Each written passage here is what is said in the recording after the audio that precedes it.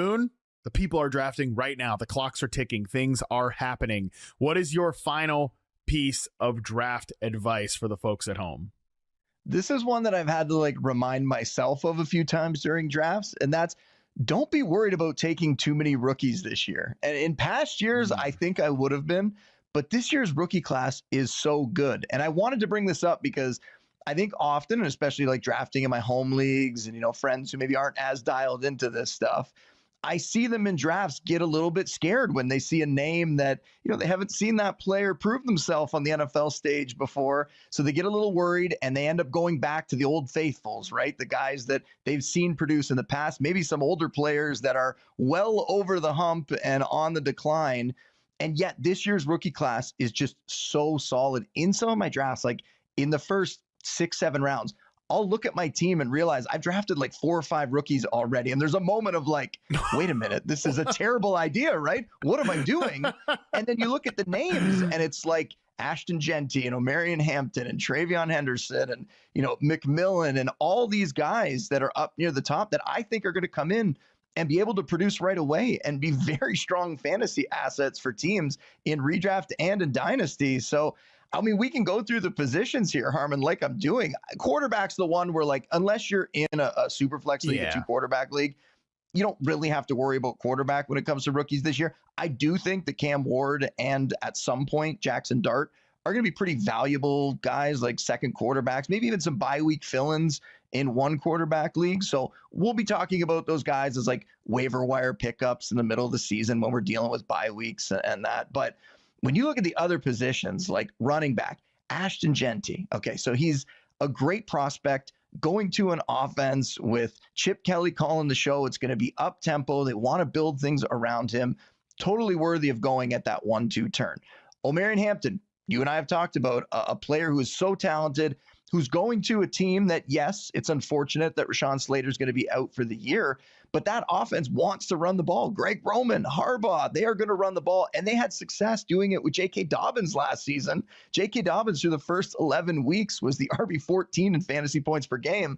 Now we're taking a first-round running back and dropping him into that mix. He's going to be able to come through for you. I think he's a borderline low-end RB1. Henderson, Travion Henderson's going to catch a ton of passes. One of the biggest risers this preseason. We're seeing him do it on the field. What's going to stop him during the regular season from going out there and picking up where he started here? RJ Harvey, I know he's the guy who's splitting the backfield with J.K. Dobbins now, but both those guys I think could be very, very productive. And that's just the running backs in the first 4 or 5 rounds. I'm not even getting into yet guys like Bashal Tutin and, the Cleveland backs, Dylan Sampson, Quinshon Judkins, who's going to emerge there, assuming Judkins eventually signs and joins the team.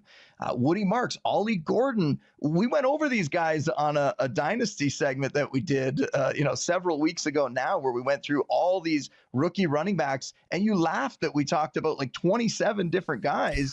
But there's a reason for that, right? There are so many good backs this year who could work their way into roles and be very valuable fantasy assets. To be clear, I wasn't laughing at you or laughing at the prospect that it was smart to talk about these. I was laughing at the fact that was your second show, maybe third or fourth show with us, and you just were like, here, hang on, you need a list of all the running backs ever to be considered in the 2025 NFL draft. It was more like you can't help but laugh. I was so impressed. So just wanted to get that on the record. The ask was ranked the top 6 or something, and then I just went off. Yes, so I think it was give us a few dark horse names, and you gave us all of the names. Already had them ranked. Already had that stuff in there. So no, it was impressive, and it does speak to the strength of this class, though, which is why we're having this conversation. Because honestly, I'm looking at my running back rankings. I'm looking at my tiers. It's hard at that specific position, Boone, to avoid rookies, because there are so many interesting ones in those first few rounds. You listed them out there. You listed a ton of them. Obviously, fantasy Twitter is all about Bill Krosky Merritt to the point that he's a little I think he's gotten a little too much steam. So I think that the rookie running back stuff, again, it's hard to draft around those guys. Besides Ashton Genty and Marion Hampton, if you could give the people one rookie you really want them to grab at running back, which one is it? So It's Henderson, but the price is getting really high up there, right? If you're going to get Henderson now, if you can still get him in the fourth, great. I've seen him go up into the third in multiple drafts recently. Jeez. It's probably still going to be worth it, but that is a very high price to pay for him. But we talked about this too, the idea of like, could he be like a Jahmyr Gibbs type in his rookie season where he's not dominating the touches, but he's getting a little over 50%. But just because of the type of player he is, the juice he brings, the big playability, the pass catching chops, he's going to be able to put up top 15 running back numbers on a fantasy basis. So I think he is the pick, but based on price right now, I think Harvey might be the better one to go for because he's not in that different of a situation, and yet he's in a better offense. He's got a much better offensive line. I know he's going to have the competition in Dobbins there, but I think they're going to set him loose as the year goes along. And as much as it's unfortunate to say, is J.K. Dobbins going to make it through the season? He gets hurt every single year. So you worry, is that what's going to happen to totally unlock Harvey? But we saw in the preseason, they are not scared to put him out there. They were giving him the reps. So I think Harvey has almost become the one that I've ended up with more just because you can get him slightly cheaper than Henderson, who's just like skyrocketed up boards. Yeah, and it's just so much about the type of touches, like the pass game stuff, obviously the catches and things of that nature. That's what you really want out of a fantasy running back. Speaking of catches, I just want to ask you about the rookie wide receivers. Is there any credence to the idea that, yes, like rookie wide receivers have been absolute league winners in the past? Like the data supports it, the anecdotal evidence supports it. Is there any credence to the fact that now there's been almost, maybe not an overcorrection, but certainly a correction by the fantasy ADP that these rookie wide receivers, I feel like, are going earlier this year than ever.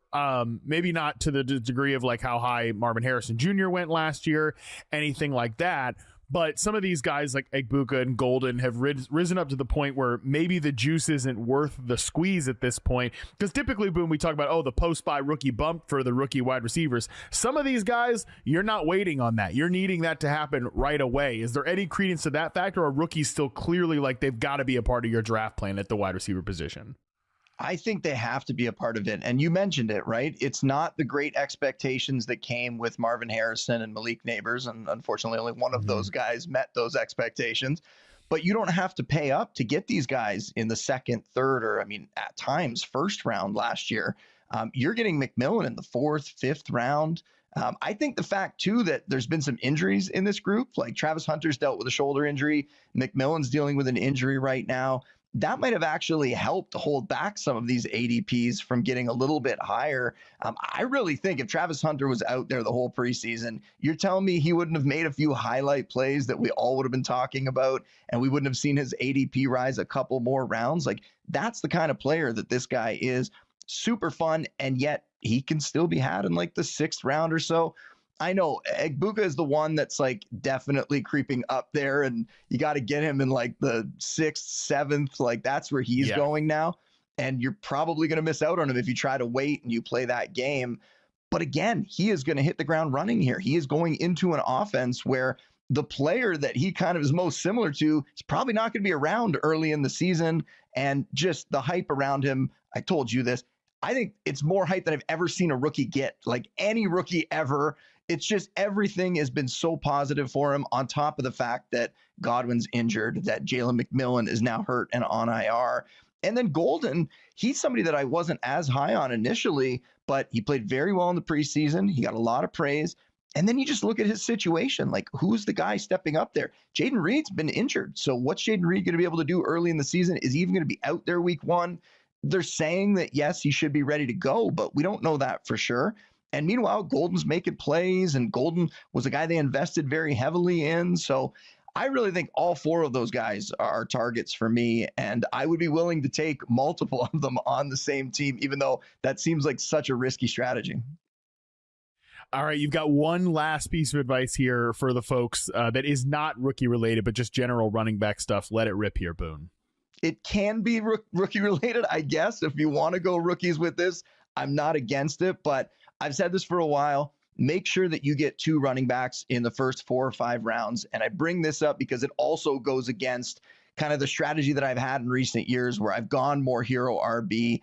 I think this year there is a very distinct drop off, and I want to make sure that I get 2 quality running backs. After that, if you wait for a while and you don't dip your toe back in until the 9th, 10th round or the later rounds, and then you load up on backs then, I'm fine with it. You don't need the depth, but I'm saying make sure you get 2 quality running backs early, because if you don't, that cliff comes very quickly, and you will look at your rosters. And I say this from experience when I haven't done it this year. You'll look at your rosters and you will not be very happy. And then you're going to be playing that game of catch up, trying to find that late round guy that's going to hit, which can be done. But I think this year, with the amount of backs that are going in that range, some of the values that you're getting on guys like Alvin Kamara, James Conner, Kenneth Walker, some of the guys that are going like the 4th, 5th, 6th round, I think you need to be grabbing that second running back there before you get into that big receiver group in the 5th to 8th, and then before you swing back around to running back later. I got to say, Boone, we haven't agreed on everything since you've joined the staff here, but we really do agree on how to attack like the running back and wide receiver positions this year. So hopefully, now that this draft season is mercifully just about over, hopefully next year for fantasy draft lead up, we disagree a little bit more. But that was great stuff, Boone. Attack the rookies. Make sure you fill out those running back spots.